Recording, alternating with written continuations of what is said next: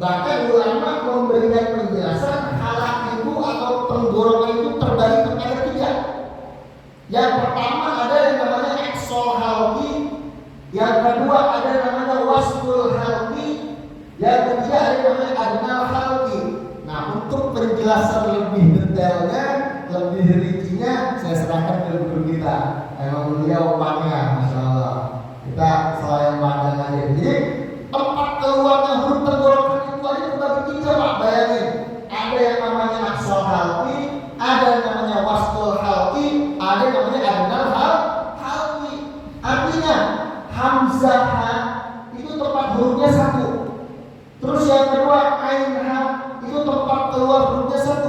Ghain ha itu juga tempat keluar hurufnya 1. Dari sini, dari paling atas ke bagian tengah sampai ke bagian yang paling bawah. Kalau bagian yang paling bawah saya yakin udah pada bisa semua. Karena sering buang reak ho itu bener tuh. Kalau kita buang reak itu tempat makharijul huruf keluarnya huruf ho. Kalau kita buang reak tuh ya kan? Itu namanya paling bawahnya tenggorokan tuh. Itu tempat keluarnya huruf ho. Nah, jadi seperti itu ya.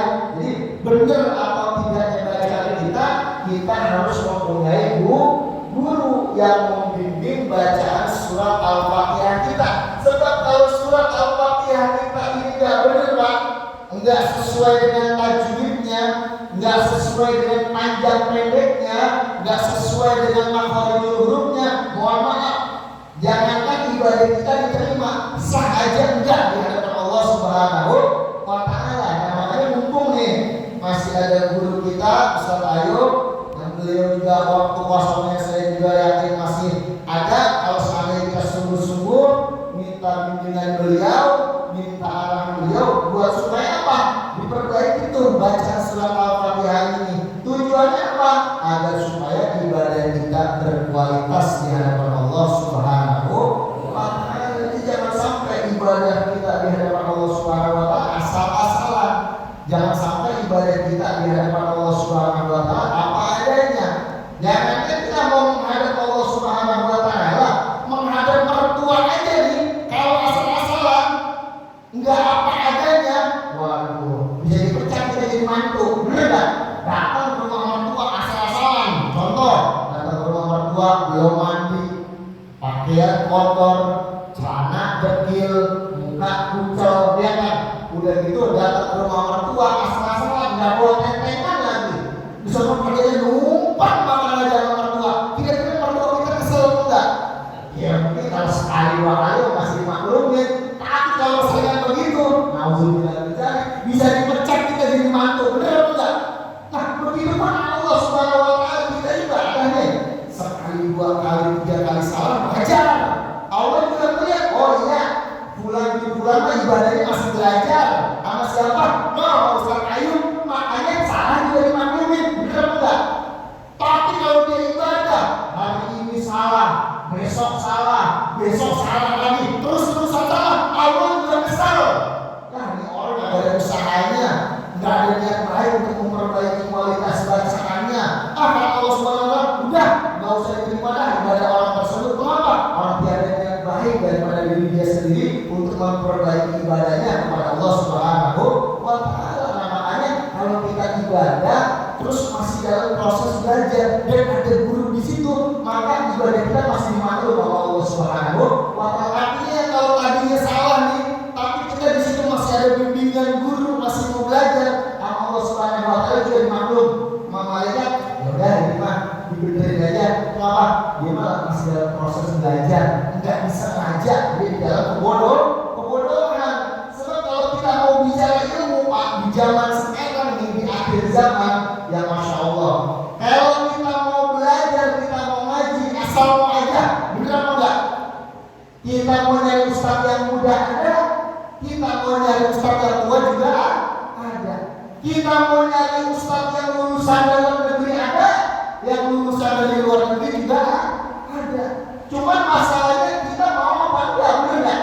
Bahkan kadang-kadang beberapa orang di kawasan perumahan elit, mereka itu karena saking hidupnya eksklusif, tertutup dengan lingkungan kanan kiri tetangganya, itu dia udah tua, kaya harta, tinggal di rumah elit, sekeluarga nggak bisa sholat, sekeluarga nggak bisa baca Al-Quran. Itu karena dia malu kumpul kayak begini. Akhirnya apa? Gurunya dipanggil ke rumah sampai dibelak-belak primat zaman sekarang. Padahal ilmu itu utamanya seorang murid datang kepada guru. Tapi ini dalam rangka dakwah, proses belajar mengajar jangan sampai terhenti, maka si guru tersebut mengiyakan mau tuh akhirnya gurunya ngalah, biar supaya ini orang tetap belajar. Nah buat orang-orang yang kayak kita seperti ini, kumpul seperti ini, mendatangi guru kita, bahkan menunjukkan kita ke rumahnya, nah itu lebih utama, lebih mulia di hadapan Allah Subhanahu wa Ta'ala. Seperti itu. Jadi jangan sampai kalau kata pepatah mengatakan kita itu ibaratkan ayam yang mati di tengah-tengah lumbung padi. Sebetulnya mah bukan gak ada makanan di sekitar dia, bukan gak ada makanan di kanan kiri dia, akan tetapi dianya malas untuk berusaha. Ya Allah, zaman sekarang bahkan mudahnya ilmu buat diakses itu aja ada yang namanya sampai belajar kelas online. Kita mau ngaji sama siapa? Habib Umar, tinggal buka apa? Link Facebooknya, nonton live streamingnya. Kita buka YouTube-nya, kita nonton live streaming YouTube-nya. Benar apa enggak? Cuma karena kita jadi kadang-kadang males, enggak mau, enggak ada niatan baik untuk memperbaiki ibadah kita kepada Allah Subhanahu wa Ta'ala, akhirnya nontonnya yang lain. Yang kita tonton bola. Bener enggak? Kita bela-belain tuh begadang nonton bola. Pernah enggak kita begadang tuh buat nungguin channel YouTube-nya Habib Umar buat live streaming? Pernah enggak kita begadang untuk nungguin tuh Habib Umar mau live streaming di Facebook? Ya, jauh. Orang ada apa-apaan, nah itu kadang-kadang seperti itu orang-orang kita. Untuk maksiat, untuk hal-hal yang tidak bermanfaat, dia semangat tuh. Akan tetapi buat akhiratnya dia, buat kehidupan dia nanti setelah mati, waduh, disepelein banget.